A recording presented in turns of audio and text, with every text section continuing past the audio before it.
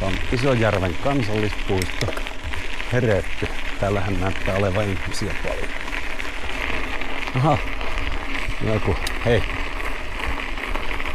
Telttaleiri.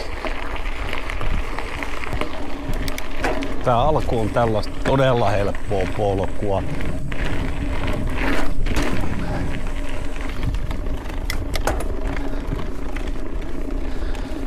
Sitten alkaa varsinainen polkuosuus.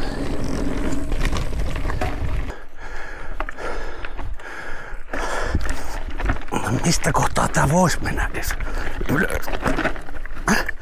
Siitä se näköjään meni.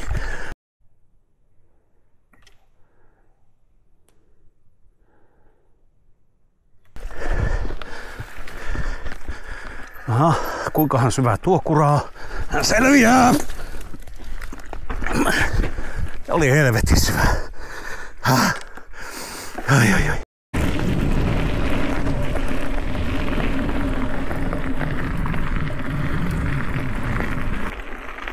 Tää taitaa olla tämän reitin mäkisiosuus, joten hiki tässä vielä tulee.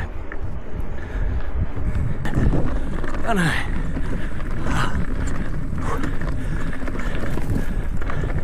Ja siellä liikkumme tässä. Hommeli jatkuu.